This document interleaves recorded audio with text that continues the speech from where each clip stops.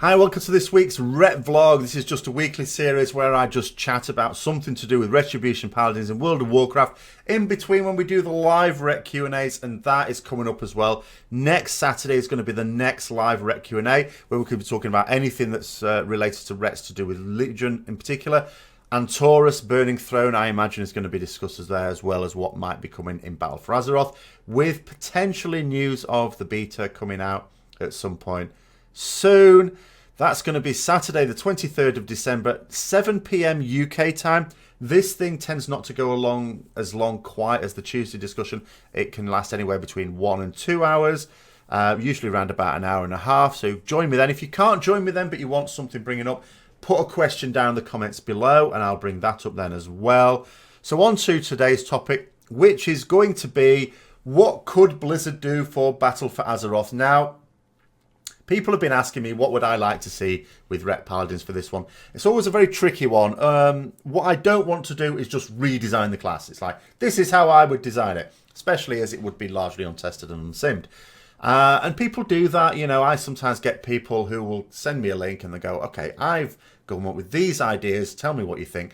And they've just come up with abilities, most of which wouldn't work at all. And even if they would, there's no proof that they would work. There's no real work in there. People think they've put a lot of effort into it, but they've just thought of things that don't exist. And the thing is, it's nothing that's wrong with that. You know, I mean, I've done it before, like Warhammer. Warhammer Fantasy Battle, I remember coming up with a whole new design of army, different type of army. And I even sent it into to Warcraft. Warcraft, that would have been a bad idea. To Games Workshop, sorry, Warhammer. Of course, nothing came of it. They must get ideas like this all the time. But it's fun to do. But I'm not going to do that here because although it's fun to do, I don't think it's useful to do. Blizzard are going to do their own thing. They've also said they don't want to massively redesign the class as well. So I'm going to focus on ideas that wouldn't require much more than tweaks, but it might require a little bit of a change in thinking. So the first one, get it out of the way because I've already talked about this, is the Retribution passive. Retribution passive, hugely damaged into us. Terrible idea. I mean, I keep seeing comments about, oh, I would like that because I like the free damage. It's not free damage. This is the really crucial thing about it. We do not get free damage from this. It costs us damage when it doesn't activate. And it also plays on people's perceptions of Ret Paladins as well. Because sometimes people will think, you know, if you're only going to do damage on something because of the Retribution proc, like when you're progressing on a boss, well, your damage is only high because of the Retribution proc, because we're dying, we're wiping. And sometimes that might be true. When we were progressing last week, not the reset, last reset, first week of Mythic, on Antoran High Command. So the guild did the first two bosses, then Antoran High Command for about 50 minutes, wiping on that. And then we came back and killed it the next raid. And after the first raid, I was asked quite reasonably, you know, because I was top of damage on all but one of the pulls, and I was asked basically, how much of that is down to the Retribution passive? Well, obviously a certain amount of it is. People are dying regularly throughout the fight, that's why we're wiping. And every time they're doing it, I'm getting a 20% damage increase for 20 seconds. How can that not affect my damage? It does. But how much is it affecting it? That we can't tell. There isn't really a filter that I know of anyway that I can apply on Warcraft logs to say, tune out the extra damage. Because what it would have to do, it'd have to work out for every period of time when I've got the Retribution passive, you know, it would have to divide it by 1.2 to work out the damage I otherwise would have done, wouldn't it? Something like that.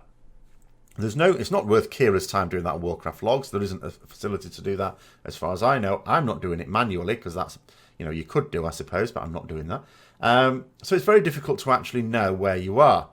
And that can play on people's thoughts. Now, in the end, when we actually did kill the boss, I suppose because people could still die, I could still get Retribution passives. I think Antoran High Command is very much the Sisters of the Moon of this expansion, of this tier, sorry, because it's one of those bosses you can afford to have people die throughout the fight as long as it's not too many and too frequently, and still kill the boss, which is very good for Ret Paladins, especially when there's ads as well. And AoE, we're much better at AoE than single target. So it's very damaging from that point of view. They could get rid of it altogether, but for them to do that, they would have to acknowledge that it's actually a problem. They haven't as yet, even though they've changed their stance throughout Legion, they haven't actually come out and said, yes, we think this is a problem. Now, privately, they may feel it's a problem. They may publicly sort of suggest it's a problem at some point during BFA Alpha. I would at least like to see them get rid of the damage component. I mean, what a lot of people forget is that it has another effect as well, which is a 30% damage reduction for 20 seconds. Keep that if you want. That's actually perfectly beneficial, and it doesn't play on people's minds in terms of damage. So that's entirely beneficial, and if Blizzard want to consider that of no consequence, just there for flavour, that's fine by me. But the fact that it has this damage component means that our damage is out of our control. It's based purely on, are people going to die here or are they not? Mastery. Now, Mastery was another one that when it was changed during the Legion Alpha, like after a few months that Alpha had been out, they changed the Mastery. From what it used to be, it used to just straight up buff several of our abilities. It was a little bit like some get a Mastery that just straight up increases your shadow damage or frost damage or fire damage. This wasn't quite just increasing our holy damage, but it was just straight up increasing the damage of a set number of abilities by whatever our Mastery was. People liked that. It was nice and cozy, nice and familiar. And then they changed it to this thing with the Judgment debuff. You apply Judgment to something, and not only is the Judgment damage increased by Mastery, but the damage that's going to be taken by your finishers is also increased according to your Mastery on any target that has that debuff. Now, that wasn't very popular for a couple of reasons. One reason was, of course, just pure gameplay. Like if you've just switched target, or at the time if you had very low haste, which when you were leveling you might do. But we very quickly got out of that situation. But I'll come to that in a moment. And you had this window, you had to manage the downtime. Now we don't really think about that because we can have Judgment debuff on the target almost all the time. Unless we're switching between targets, then it becomes more of a problem. The second reason is we lost certain iconic abilities, including Hammer of Wrath, of course, very much beloved ability. Because Blizzard's attitude was you shouldn't have things that are an archetypal ability for another class. So Hammer of Wrath was seen as an execute, and certainly it started out life as an execute in World of Warcraft when it came in vanilla. It wasn't there right at the start, but it came in during vanilla. And it was there as a finisher when things run away from you. It was like things could run away from you, chasing after them, trying to stun them, to stop them running into other mobs. Well, we don't even get things running away from us anymore. But, you know, it was used that to try and kill them. But it sort of evolved over time, and I saw it as being more associated with use during Avenging Wrath, especially when you use Sanctified Wrath, which is a talent that used to exist. And I felt, instead of getting rid of it, instead of it being an execute, maybe it's an ability that only works during Avenging Wrath. You know, it's an ability that only becomes active during Avenging Wrath. That would have suited me. That would have been absolutely fine. But no, they just got rid of it altogether. So if you're going to use the argument we're getting rid of it because it's too much like Warriors Execute, and then they give us an ability that has never existed, that is very much like Warriors Colossus Smash, which is what the Judgment was in essence. It's not a carbon copy of it, because Colossus Smash definitely does have downtime. This one, with enough haste, doesn't. But it was still the same principle, and people were a bit miffed about that as well. However, people don't hate it. There isn't a big backlash against it. People are okay with it. It's fine. So there isn't a lot of pressure on Blizzard to really change that in the way that there is with some other abilities, such as, for example, as well as the Retribution passive, Greater Blessing of Might, which of course has now thankfully gone, Holy Wrath, that sort of thing. But there isn't that for Mastery, so I don't think they will. There isn't really the pressure on Blizzard to change it. And if they did change it, they'd have to think of another role for Judgment. They don't really, obviously, the way it's worked out, want to go back to it just being a Holy Power Builder, which is what it used to be. They'd want to give it some other role, and it's very difficult to think of one that isn't just a debuff or a buff or something like that. So I'm going to suggest they're probably going to keep it as it is, and that most people would be okay with that. The big thing is going to be artifact abilities. We've got quite a lot of abilities just from our artifact. And I don't, the majority of them, of course, just buff certain abilities. But there are quite a few traits on there that just give us new abilities. So if we go through those, Wake of Ashes, of course, is the big one. And we could tie that with Ashes to Ashes. For me, I want that to be built into our baseline. I think it's too important. I think it forms a crucial part of our rotation. And in actual fact, to not make it baseline would be to significantly change the class. And they've said they don't want to significantly change the specs now. They had the big redesign in Legion. So I would keep it baseline. Now then the question becomes, do we also have the dot with it? No one's going to mind if we lose the stun on undead and demons, because that's largely irrelevant now. Although demons and undead will still be in the game, they'll still be enemies, they're still going to come up in the future. They're not going to be a core part of it anymore, game, lore-wise.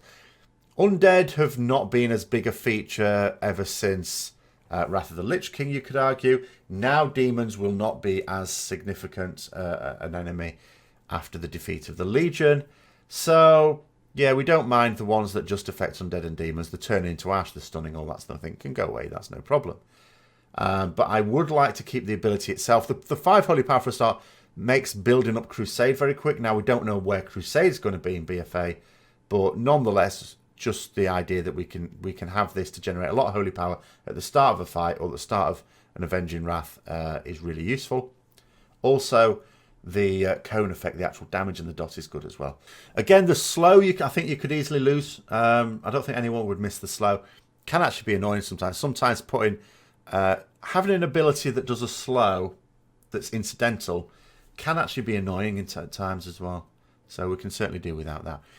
Now, Echo of the High Lord is one that I don't think anyone will miss, will they? That's just effectively animation. Okay, it does damage, but the damage is going to have to be retuned anyway for the next expansion, so I won't worry about that. That's just a visual thing. Some people might have found it cool, I don't know.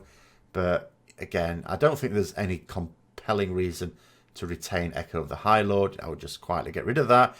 But Divine Tempest is another matter. Divine Tempest actually changes the way you do AoE.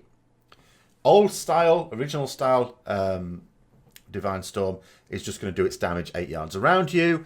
So that means in an AoE situation, you want to position yourself in the middle of the pack of mobs. With Divine Tempest, it's the opposite. You want to position yourself on the edge, pointing through things. And it's actually quite useful going through 20 yards. There's a number of realistic situations where mobs are not balled up anyway. They are spread a little bit.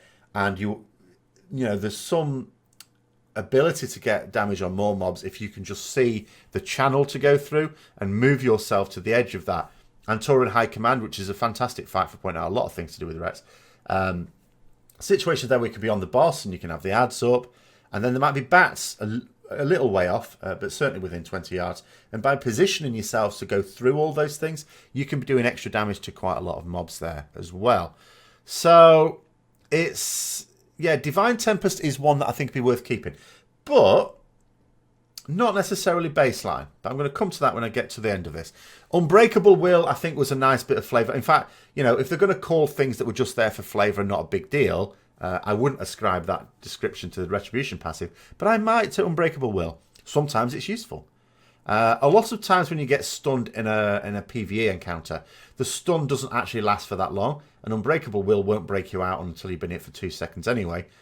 So in most situations, it's not really going to be that useful. But there are some situations where it is, and it's nice to have it. But it's not essential to have it. So, and I don't think people are really going to miss it. If it just went, I think a lot of people wouldn't even notice. Because it just does what it does. I think they could just leave that. I would just leave that out. That's fine. We lose that. No biggie. Healing Storm. There might be some situations where it saves people, but I don't think it's going to happen very often. My Healing Storm does about 83k worth of healing. I have almost 6 million health. It's not that much, really. It's not doing very much healing. I mean, sure, there's a situation where... you would never switch to it. This is the key thing. Would you ever switch to it on single target just because the raid's taking a lot of damage? The answer is no, it's not doing enough healing. So... in an AoE situation where you're spamming the hell out of Divine Storm, especially if you get a load of Divine Purpose procs, and you have a situation where someone only just survives, maybe without it they would have died with a 20 or 40k overkill or something like that. Well, sure, it saves someone's life. But that must be a fairly rare event, I would suggest. And if it's taking constant AoE damage, all right, let's say they do just survive, well, the next pulse will probably kill them anyway. I don't think your Divine Storm's doing them any good at all. So, again, that's another one that could just be lost. It might be baked in baseline just because it's so worthless. But I wouldn't be arguing for it at all. And then the last one, Judge Unworthy. Judge Unworthy, it's not actually the last one, but in terms of the consequential ones, is a really useful one. It's very good. We'll possibly miss it less now that we're using Greater Judgment at the moment, or assuming you've got the Tier 21 2-piece and a fair bit of mastery. But... I'm not going to, again, argue that it should be baseline. Now, coming back to Divine Tempest, what I would suggest they do with these is actually put them in as talents. Now, the Divine Tempest, I can definitely see a way to do that. The problem with talents in general is they have this attitude of trying to do themes. I like themes with talent rows. I don't like it when you've got a choice between completely disparate things. Like, I don't like choosing between Divine Intervention and Cavalier. I'm not saying I should have to have both, but make it a more sensible choice. Have proper themes in there. You know, the divine intervention is effectively a defensive talent. There should be a defensive theme. The Cavalier is a movement speed talent. There should be a movement theme. Okay. Now, what they've done is, for example, Blade of Justice. Blade of Justice was a new ability. It replaced Exorcism. I don't know why they didn't just make Exorcism the way Blade of Justice works, really.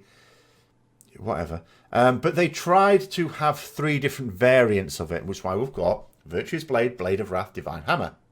The problem is that we don't use Virtuous Blade. At various times, Divine Hammer has been both really good, too good sometimes.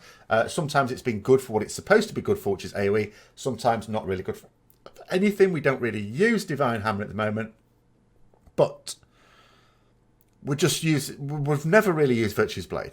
Even when we've got quite a lot of crits, we're still not using Virtuous Blade. It's a dead talent. So I think they should stop that. If they can't think of 3 good variants on something, don't do them. Just don't do them. Simple as that, really. Now, the other problem is, I mean, that's a situation where you've got 1 talent that's no good. The other 2, under certain circumstances, can be good. But then sometimes you have a situation where 1 talent in a row is just too good not to take. So obviously Crusade is the classic example of that. But at the other end of the table, we've also got Final Verdict. You can see what they're trying to do with the Tier 1 talents. They're trying to have, okay, so you've got Execution Sentence. Well, that's clearly just for single target. You wouldn't take that on AoE, would you? No, we wouldn't. Then you've got Consecration. Well, that's really good for full on AoE. Wouldn't take that on single target, would you? No, we wouldn't. Then you've got Final Verdict. Buffs a single target ability, buffs an AoE ability. Bit of both. Sounds great. Realistically, you take Final Verdict every time.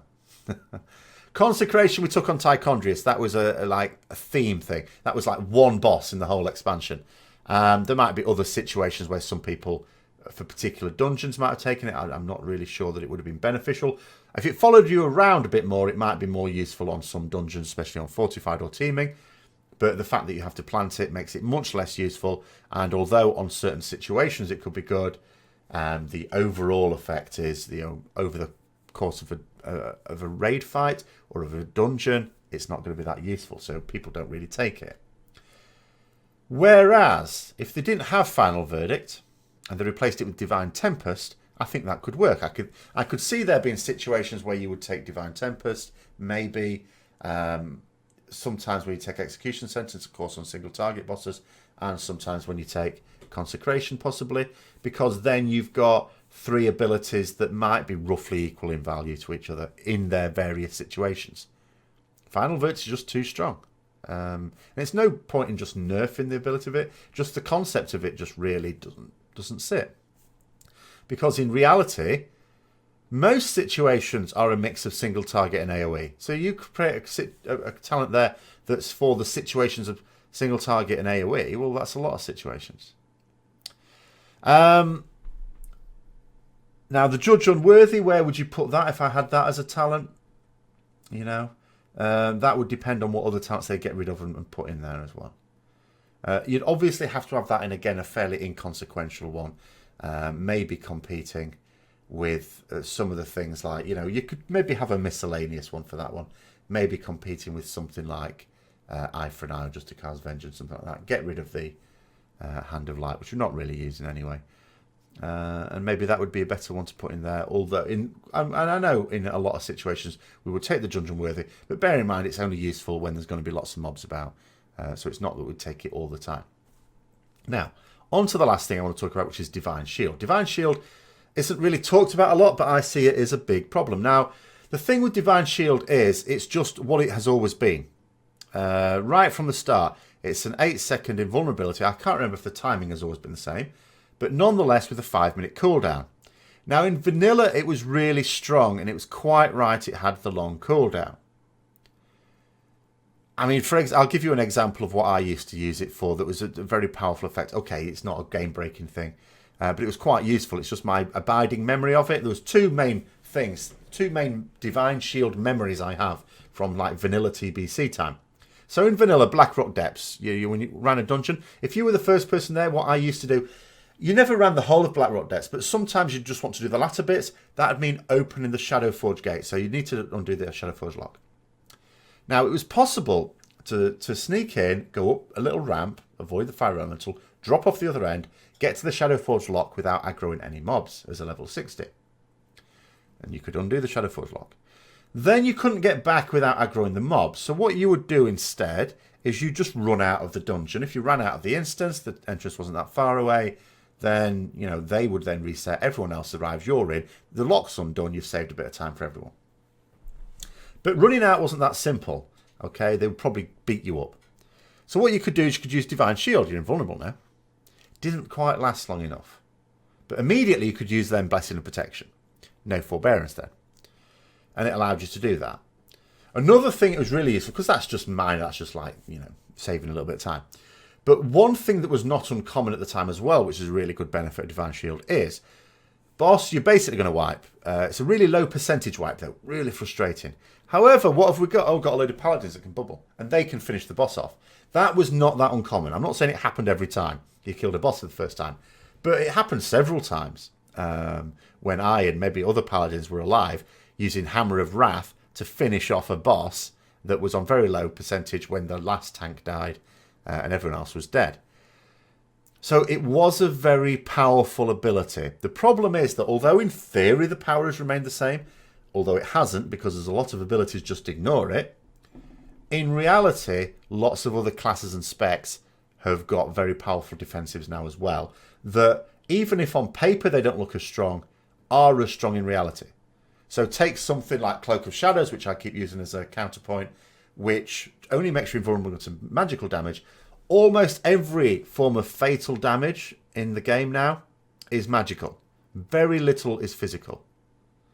So the Cloak of Shadows is really good. The other thing is it's become weaker even for things that they both work against, because how many fights have we had a situation where hunters with Aspect of the Turtle or rogues with Cloak of Shadows were able to deal with something better, not just as well as paladins with Divine Shield.